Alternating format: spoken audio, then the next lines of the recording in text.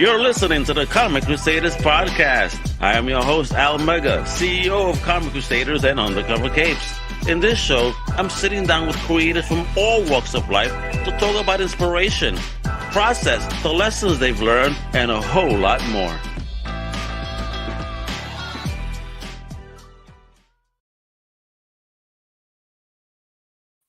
Wepa, what up, mi gente? It's your boy, Al Mega. Welcome to a brand new Comic Crusaders podcast. Today, is comic books, man. Comic book goodness from an amazing independent creator. Homie got this dope book, that's on Kickstarter right now. I enjoy the hell out of it, especially with today's current climate. There's some things going on there, but it's a throwback to some OG comic styling too, which I was really digging. Let me introduce this very talented individual with a very fun book that you guys are going to have to support on Kickstarter. I'm telling you guys are going to fall in love. Let me introduce the one, the only, Brandon Ingram. Thank you, man. Welcome to the show. How you doing? Pretty good. Thank you for the intro. That was a good intro. Thank you. Nah, but that's what we do, man, because it's a celebration of creators like you, man, especially when it comes to independent, because I know how hard it is, man, to even step in and just have the courage to put yourself out there in the way that independent creators do. So kudos on you there. I read issue 1. I read issue 2. Gallows Man, that's my joint right there. I enjoyed the hell out of it. Old school styling, panel work, storytelling, and all. But you hit on some narratives and themes that could, equate to today's stuff, which I love, So it's not a hard-hitting political nothing like that. It's just a great story. But, if you look at it, kind of has some relation, but like the old days. I love that. Thank you, Brandon. Thank you. Yeah. So let's talk about it. The first origin story. What up? Where you from originally? Where were you raised? And how did you get into this whole kookiness? I mean, of the love of the fandom first.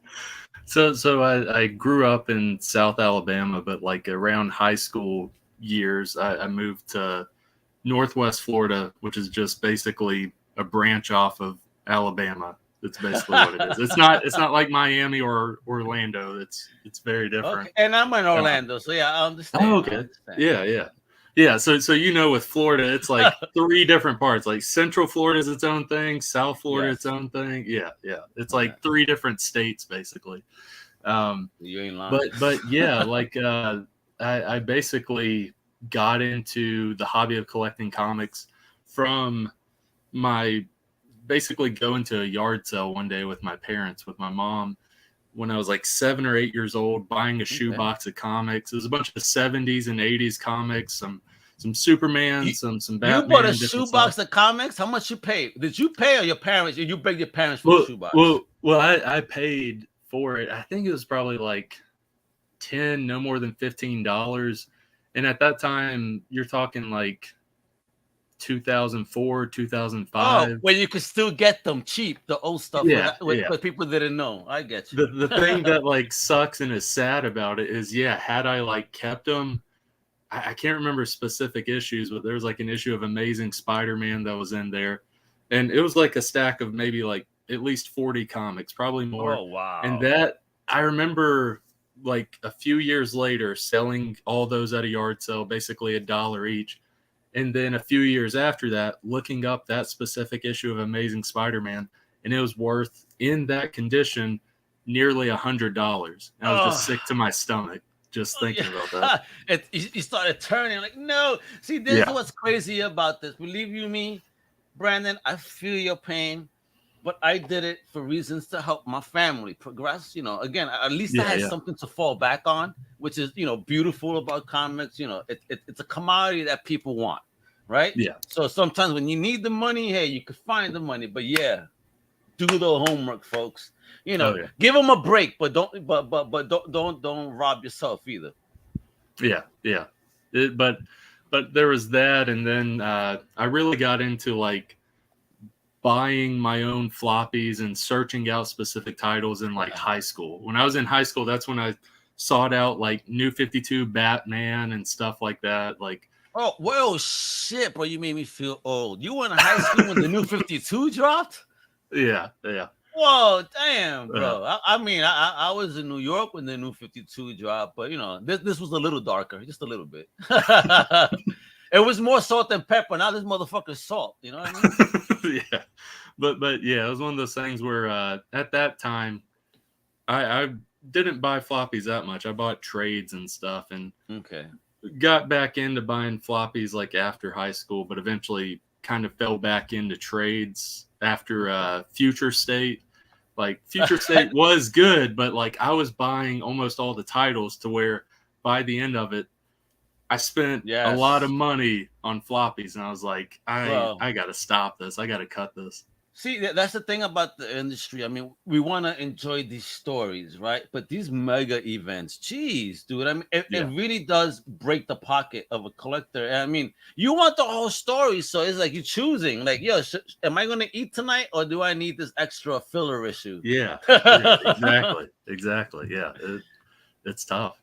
I would never give up a slice for a comic, though. So, all right, so. Was it easy for you to find the tribe as you were, a youngin? Did you find people that connected with you in this culture? Did you have a tribe at all, or this is a solo venture for Brandon? It's one of those things where, like, even though my high school years were kind of the New 52 years, like a lot of people still didn't read comics that much, or at least like peers and stuff like that. It wasn't until like I graduated high school and I was in college where I like found a few friends that at least read more than one or two titles, who have read more than just Watchmen or The Dark Knight Returns, basically. Those are great books, but that's usually if someone hasn't read comics, those are the ones they've read, kind of. Yeah. Well, and I always tell them, I never tell them to read that. I always tell them, read Punk Rock Jesus. Check out that. That'll blow your mind. Oh, yeah. Sean G. Murphy. Yeah. I love that. Because I hate that. Because I want to see this as a movie. I mean, I once I read that, I read it on digital the first time, and then I got it on floppy. So I haven't been floppies there. If Sean G ever comes to town, I need those autographs. Oh, yeah. That's my shit. I fell in love with that story, and I've blown people's mind with it. So that's all right. So at least in my area of New York, we were classified still as the geeks, but at least I had a clique, at least a couple of dudes that actually enjoyed it. And I mean, no girls liked it at the time. They were like, oh, that's kid stuff. Oh, okay, whatever. Whatever. Yeah, and now we rule the world. Yeah. All right. All the box office or shows, basically. You know what I'm saying? So talk to me then. Here you are, you're a kid, right? You're finding your tribes, you're in college and stuff. When did you decide that you wanted to start taking creative steps, if you will, and start doing your own thing? It was kind of like maybe a year or two after I graduated high school. Like I was beginning college and stuff. And I wrote in middle school and high school, but never thought anything of it. But like I kind of started writing short stories and stuff like that, and then it kind of progressed to where I would like do a lot of research on like screenwriting and stuff. And so I got like big into screenwriting as a hobby like a couple years after high school.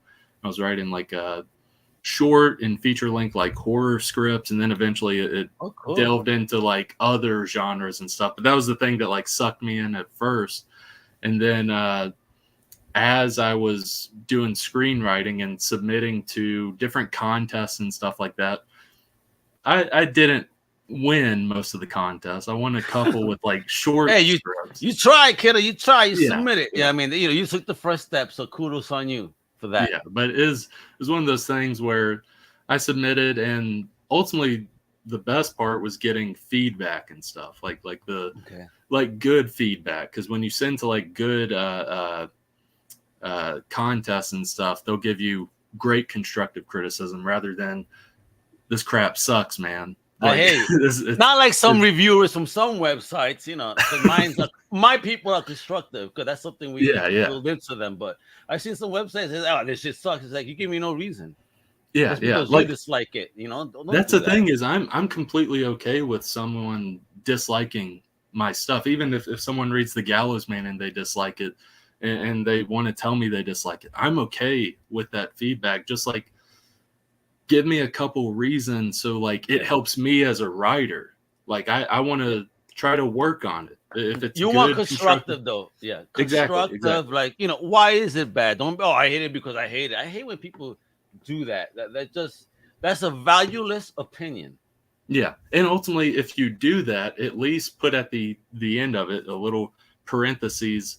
This is just my opinion, or Yeah, something like that. yeah. If you're not going to IMO have the hashtag yeah, IMO. In my opinion, that's it. yeah, Yours. Okay. Don't be this yeah. way because, in my opinion, I love this. I mean, I'm gonna show you the trailer in a couple of minutes. Don't you worry. We got to look at some covers too, because I thought this was fun. So right before we get into it, was this kind of the first story you've done, or talk to me about, you know, So the first creative step for you to yeah, so do something?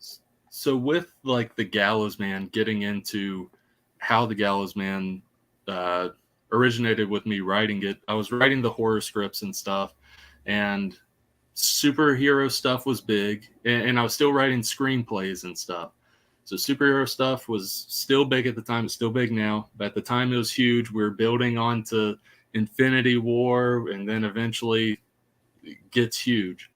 Um, so I wanted to kind of capitalize on that. I realized how big superhero stuff was.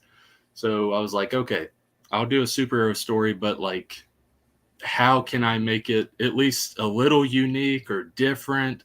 Because that's the biggest comic market right now is superhero comics.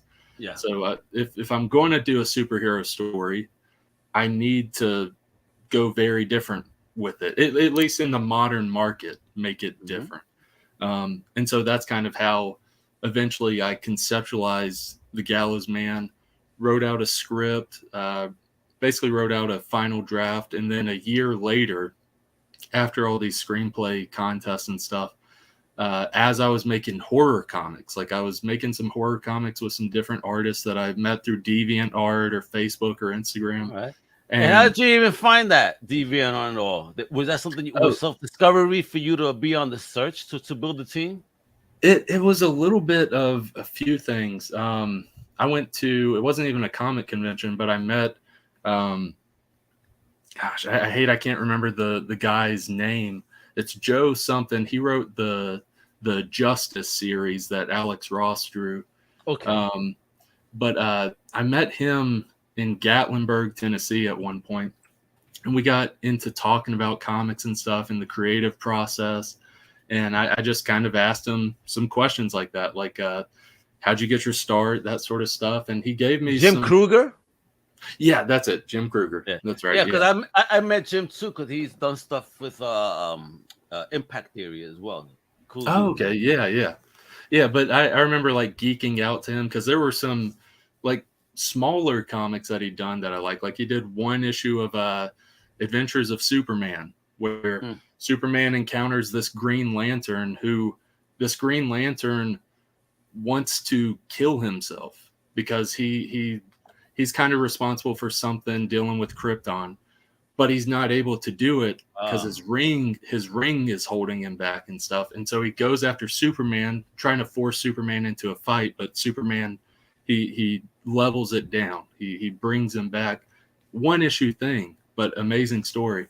But I was talking with him about stuff, and he just kind of gave me some tips and advice. And it was like a month or two after that, I just went on DV. Like I did research for a month or two after speaking with him about like what all I need to do to be a comic writer or to reach out to artists or this or that, like random little stuff. Try to get as much learning as I could. And then I started reaching out to artists in DeviantArt. That was before I knew about like Facebook groups for that sort of stuff, or like going on Instagram and reaching out to artists. Okay. That is the easier option, honestly. That's the quicker option.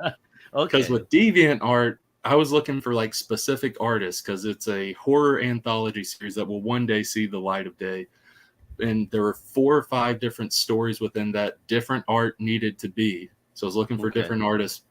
So I had a vision of what the art style should be. Like one who, Helen Bolton, I reached out to her. She's the one that did the art for the Gallows Man. Oh, nice. Nice. I reached out to her about wanting a Dr. Seuss-esque art style for a horror little comic that I was doing, because I saw on her page she had stuff similar to that. I should mention it took me forever to find her page, because to find stuff on DeviantArt, I would type in like horror art or Dr. Seuss or horror art, and I'm just scrolling through like posts and pages. I probably spent dozens of hours on DeviantArt. Eventually found her. I hired her for that story. Then I hired her for another like 1-page horror story, and then eventually hired her for the Gallows Man. I pitched her the concept. I explained different stuff, gave her the script, all that stuff. That's the thing, was I was wanting to see how adaptive she would be, because I had kind of a vision of what the art style should be. She brings back concepts for me for the Gallows Man. I'm like, holy crap, yes, like this is it. Like this what you put on page is better than what I was even thinking. Thank you. Salute Helen Wepa. Nice. Oh yeah. To where that's so great. I hired her for it, and yeah, she's doing a great job on this series. I am digging that, yo. So yeah, now that we're talking about it, folks, we're gonna step into about the series a lot more and the who's who. But before we do that, I need to tease you with this awesome little video. All right, check it out, folks. Ready for the epic tales of Town City superheroes to continue? Me neither, but this trailer is for the second issue of the Gallows Man, so I guess I must go on.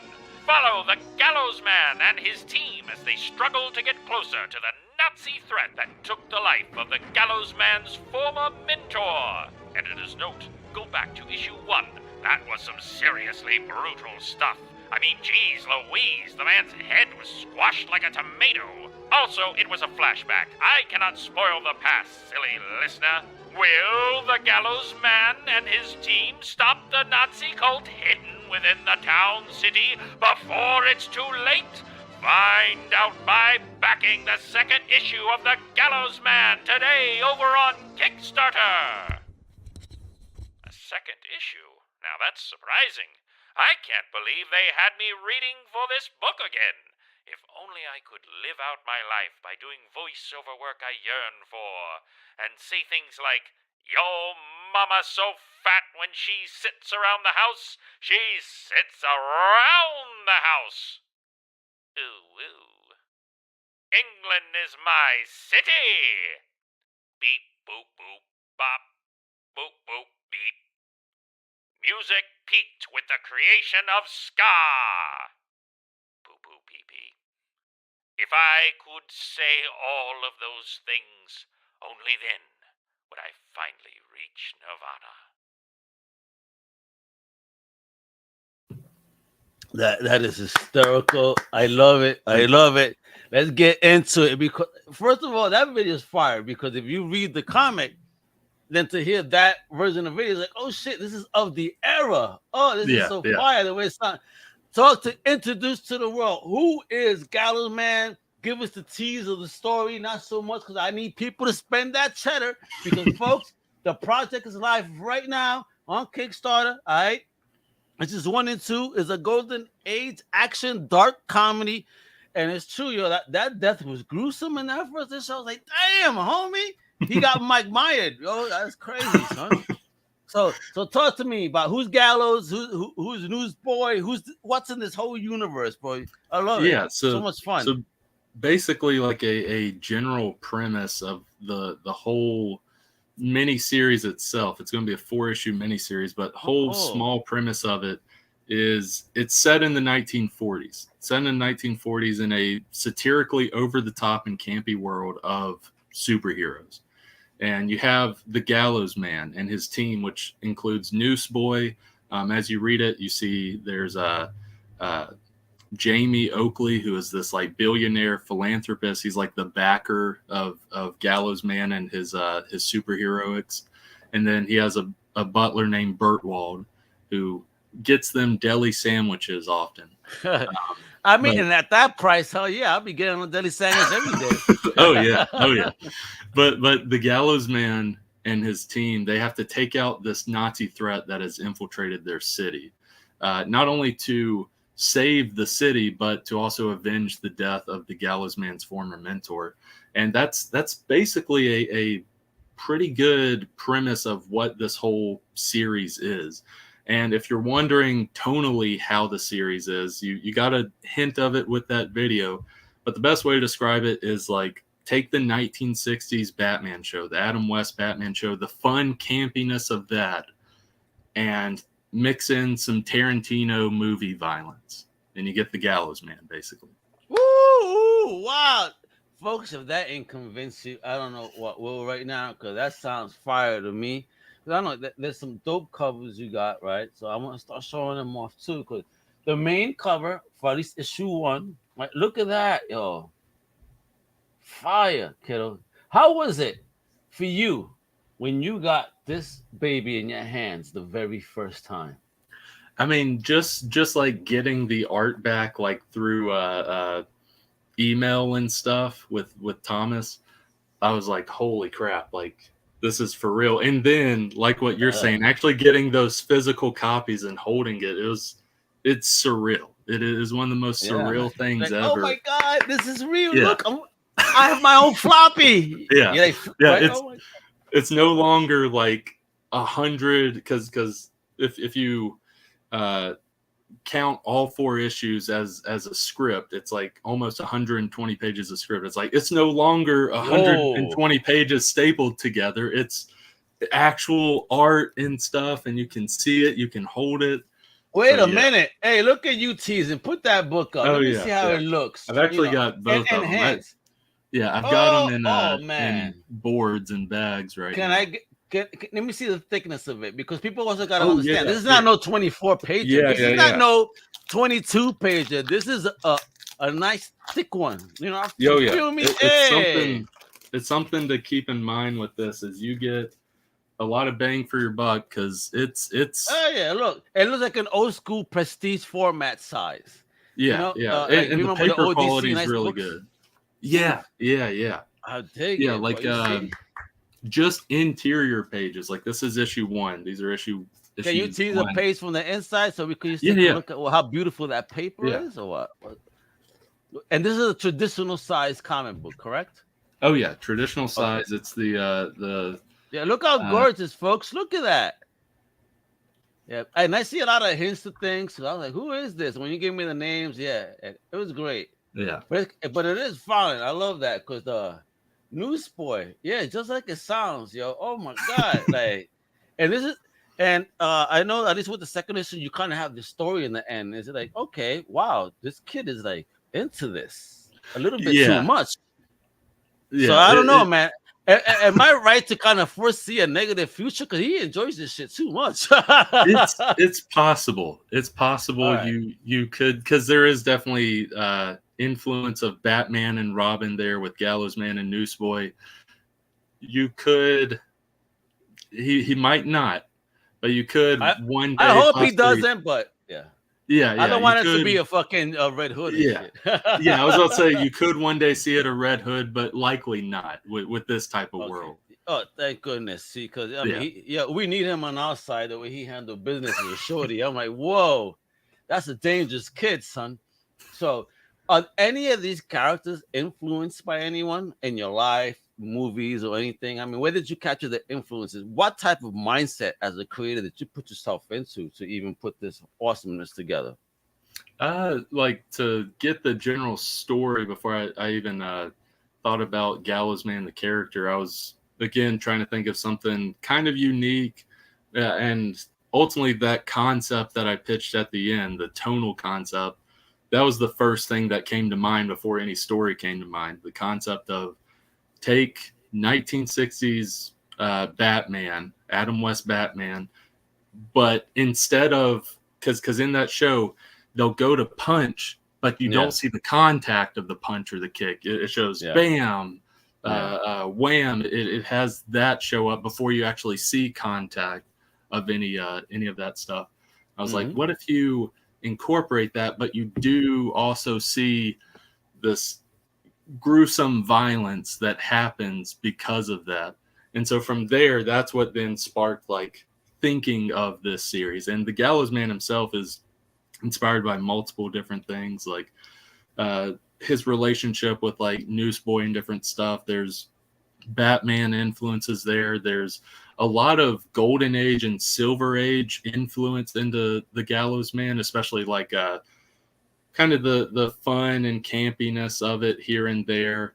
And then like there's multiple Golden Age characters, but there's a Golden Age character that had like a 6-issue series named Hangman. There's influences from that, just because the idea of this actual comic character back in the day called Hangman, it just blew my mind, because I was thinking about imagining little 5 or 6 year old gets this comic and or he looks up to him the same way that like a kid looks up to Spider-Man. They're like, oh, mommy, like I love Hangman, this guy who like murders the bad guys. Right. He murders them. He hangs them like, yo, in the most brutal way possible. Isn't that justice? I'm like, oh my God, wait a minute. Hold on, kiddo. Hold on. I know what you mean, though. I was collecting the revamp on the Hangman, and it was really sick stuff, man. I really dug the adult Archie, if you will. So thank you for giving us that. Yeah. Dark Circle at the time. Yeah. I dig it, but I like that you kind of were doing stuff like that. It's great for you to look upon those and to do what you do. Because again, be influenced by people of the past, and because you are the future, it's great that you get inspired that way. So you said it's gonna be a 4-issue series. What's up with this baby? Because let me show up the other cover for number 1, the variant. Oh, whoa! Is that who I think it is? That looks so Scotty Youngish. So that's the thing. That is, I follow this guy. His name's Rick Alves. He's on Instagram. I followed him mostly because I saw how great his art was, and he had a lot of Scotty Young influence to it. Yeah, I mean, look at him right there. Gallows Man himself is like, yo, what the F, yo, that. I need this as an action figure right there. That looks so dope. Yeah, it was one of those things where like eventually I was like, I want a variant cover for this, but I want it to be different. Like if I'm going to do variant cover, I want both covers to look like very different art styles and stuff. Of course. So I reached out to him. I hired him for it, and it was like, holy crap! Like I pitched him the idea, like a detailed email, but essentially it was like they're all on this hill and they're looking down or gazing down. And then whenever he sent this, I was like, holy crap. Yes. Like this is awesome. Yeah. The guy. Good job, homie. Yeah. Rick is amazing. Shout out to Big Rick. All right. So now, number 2, which is part of this awesome Kickstarter, right? Look at this cover. Now, this is so sick. I really love this because I love the usage of the black and white with those bright reds. I mean, it's just gorgeous when you see this. Look at originally, this cover idea was a concept for the first issue. Like Thomas, there we go. Thomas, he was the one that did both of these covers. He did that one and the one you just had. And that sick cover artist, you had. Oh, yeah, he's amazing. That cover you had was originally a concept for this one, but we wound up going with this idea. But I love that idea so much. I was like, do that, where you have Newsboy and Gallows Man. They're smiling. They're like, and they're noosing this guy. This monster. Homie's eyes like popping out of his head. I mean, he's got teeth coming out and stuff. What? Yeah. I mean, they're smiling at the most brutal murder ever. Yeah. I'm killing his mother.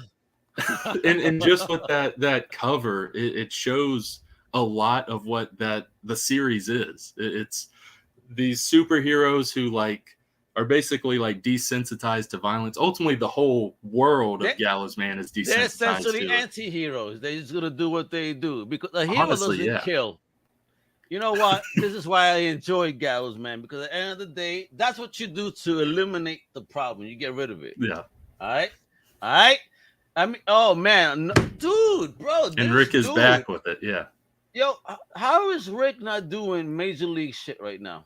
I have no idea, because this, to me, out of all That's four gorgeous. covers, I love every single cover. This one blows me away, because I pitched him the idea, and it was hard to pitch it. Like, I was like, I want Gallows Man to like lay like he's like a girl laying on a bed where she's got her hand like this and her feet are kicked up and stuff. I was like, I want that, but he's laying on a guillotine. You have Newsboy smiling as he's holding the rope. And I pitched the idea. I never thought it would look as good as it does here. The guy, both of them, both Thomas and Rick, know what they're doing. Yeah, they're monsters. They're monsters. And they obviously are in tune with your vision. That means that they actually believe in the vision, because to see that symbiotic connection, that they completely understand you, and not just understand you, but supersede what you even thought was possible. I mean, yo, salute to people like that, yo. Helen, bro, Thomas, blessed, Rick, man. all three of them are amazing at doing that, of like somehow getting it exactly how I think, but like you're saying, surpassing what I was thinking, because I'm like, holy crap, this looks way better than what I thought.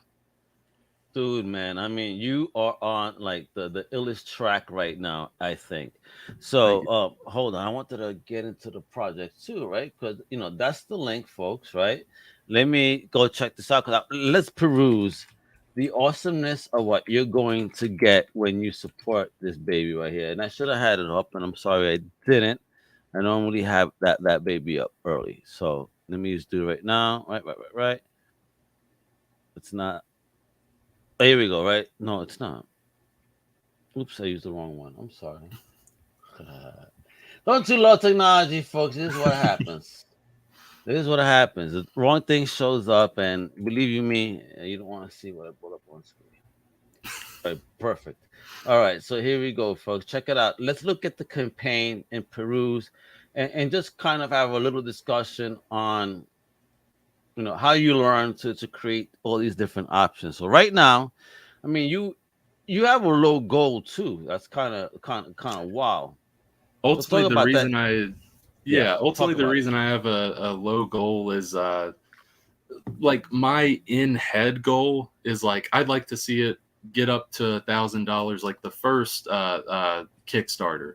Okay. But it's one of those things where like, I just want to be able to print this and get this into people's hands. So like, I know it can reach $1,000, but for those that back it, I don't want to have to like risk that for them, because ultimately, if it fails, like I don't get the funds, and I can't then print it and get it to people. So I'm anyone that's backing. That's why it is low, just so I can get this to you, because that's also why it's low. Is it's printing for the books and the promotional materials and stuff like that, because I, through like my savings over the year, I paid the artists and stuff like that. I have no problem with that. I just want people to.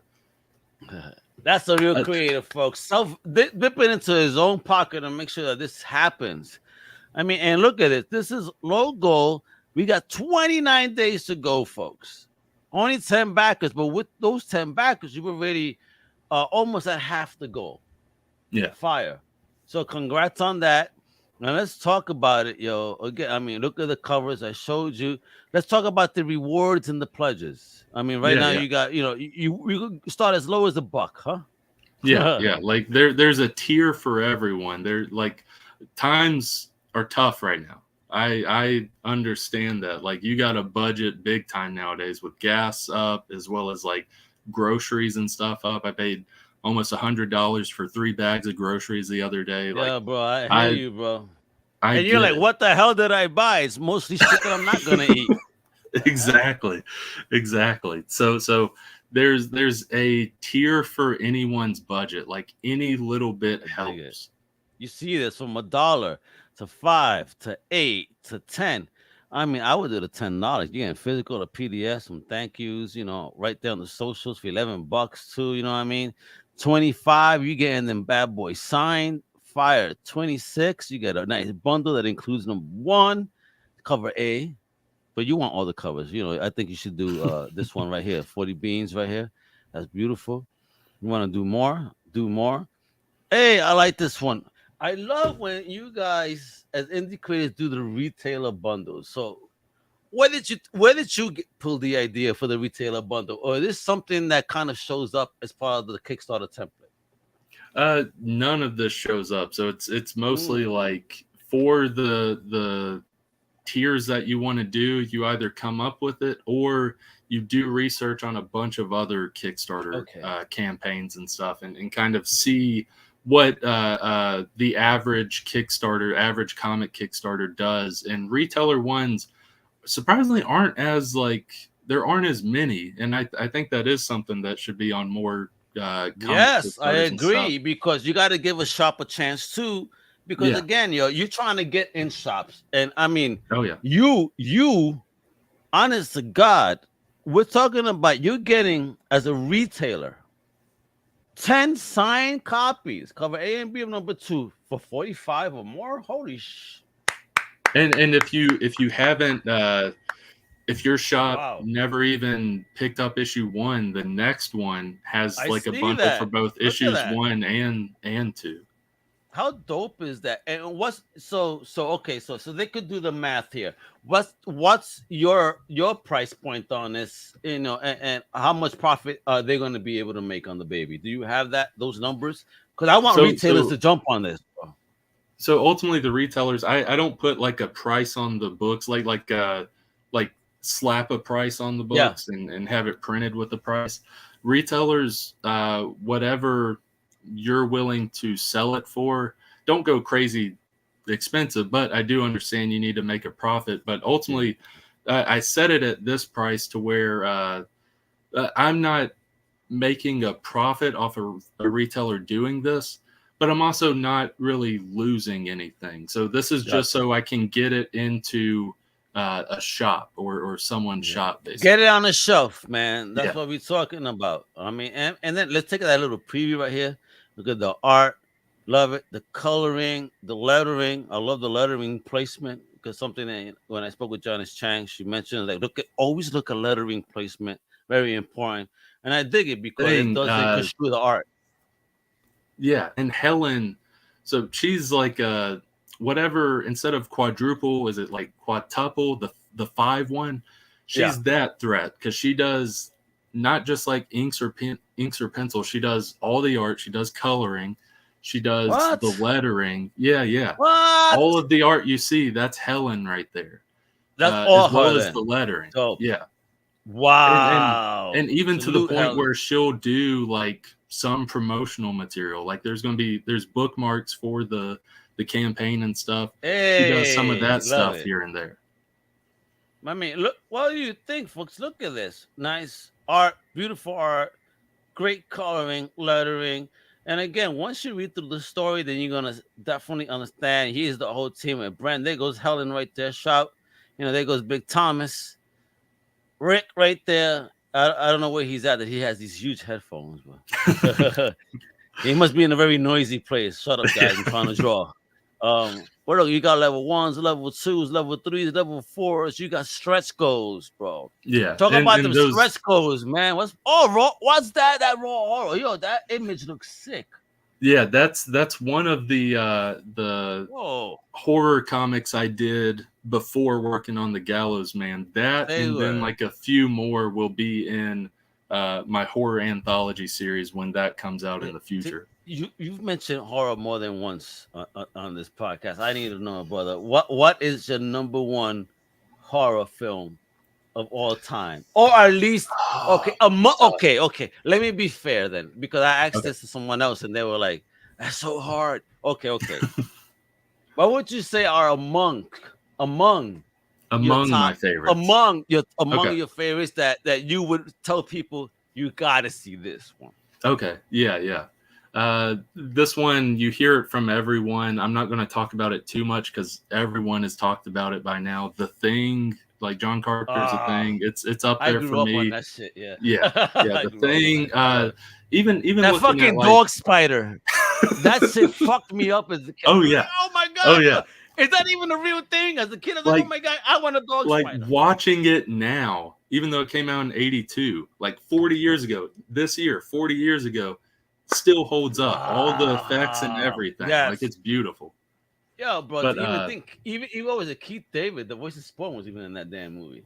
Yeah. Whoa, right? It's wild. 40 years ago. Wow. Like stuff like that. If you're talking more modern sense, like The Descent, the one where it's the girls that go cave diving, I really like that one.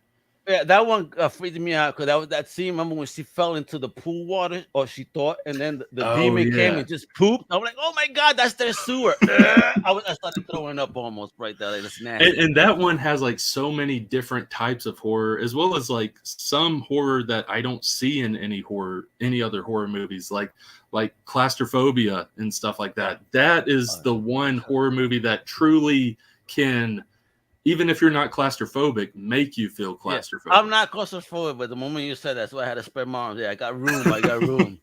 Holy shit. I mean, I could be in an elevator or not feel anything, but that movie is true. It made me feel like, yo, I got to stretch or some shit because this is not making me feel comfortable right now.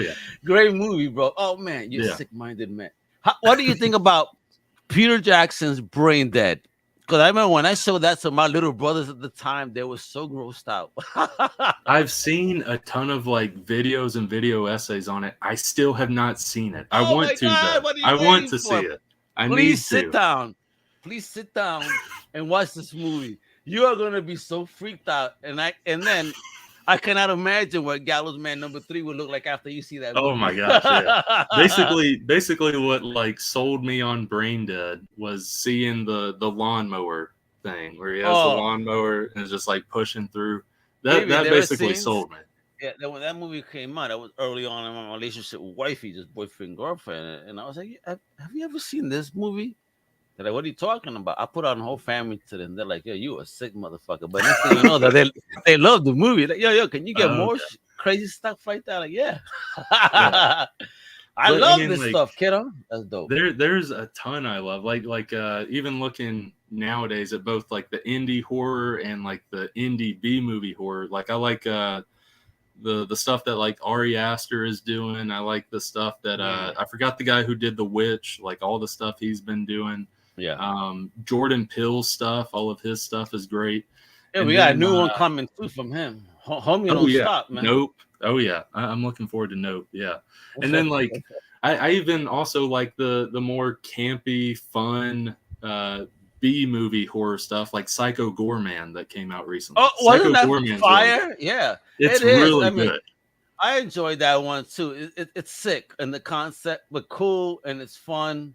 Again, as an 80s kid, I used to go to my video store and I had the lady holding horror movies for me when they were new because I would go there right after school, you know. But I mean, after school, run to dad because dad would get out early. Dad, it's time. It's that day. They got the new movies. You know, let me get $10, and I promise you, I'll bring you 3 movies you're gonna love. I promise.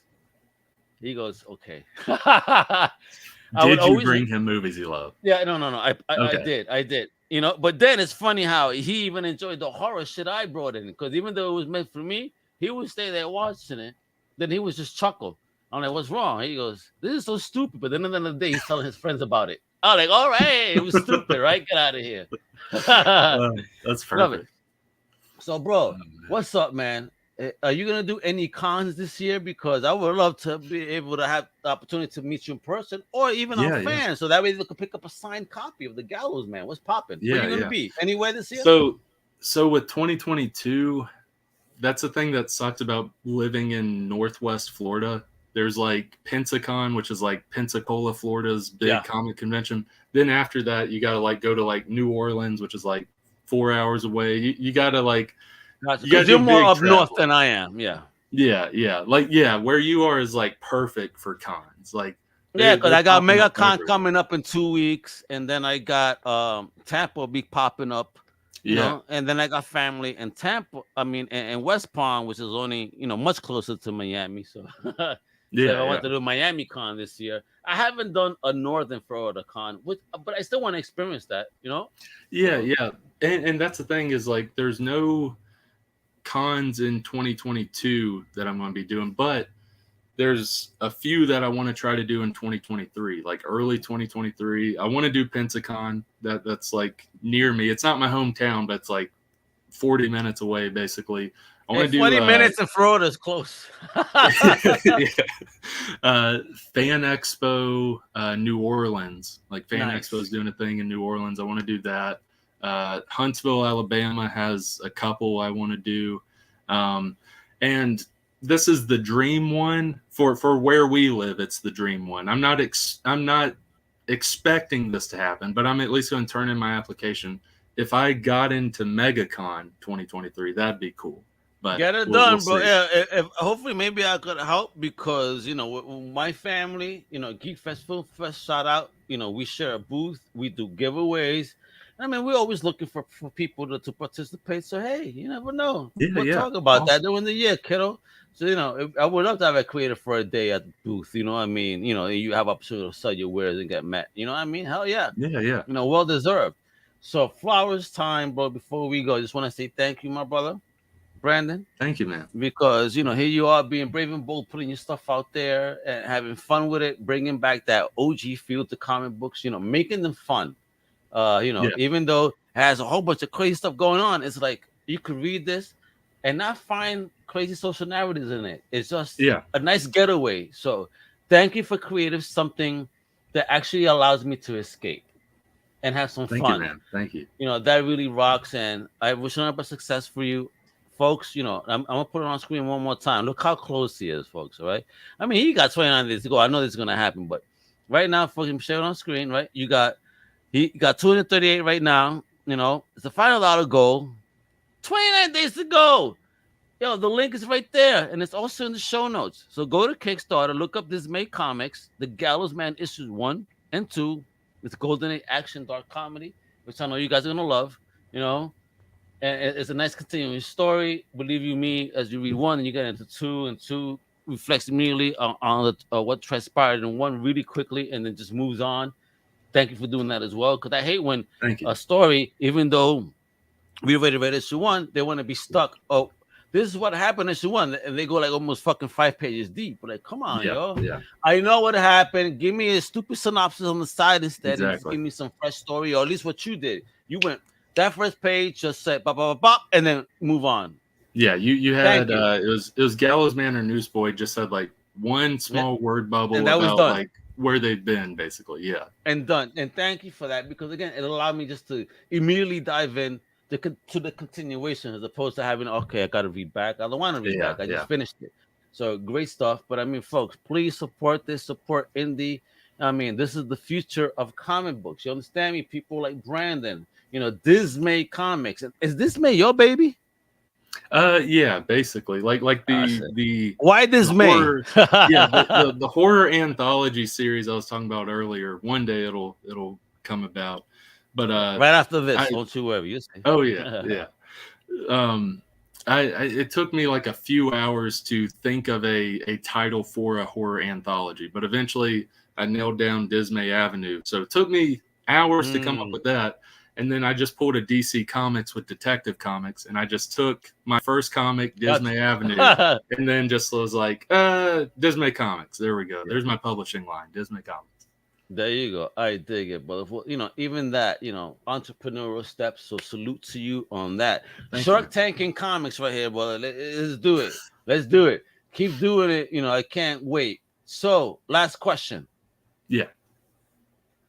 If this could be anything in an alternate media form, what would you like this to be? Cartoon, live action, a live action TV series, live action animated series, or like an animated movie. I mean, what would you like this to be if you had an option? Let's speak it onto the world. Let's make it happen. Yeah, the second option would be like a short animated series, like cartoon series. That'd be the second option. The number one for me is ultimately because when I originally wrote the script, this is what I had in mind. It'd be a live action like B movie superhero movie. Like I don't want the budget to be more than like $1 or $2 million. Like I basically, because someone asked me less than a year ago, like who would I want to direct a Gallows Man movie, or who would I want to make a Gallows Man movie? And I there's two people I have in mind. It might sound weird, but I got the horror background, and I think they could easily make this better than I think.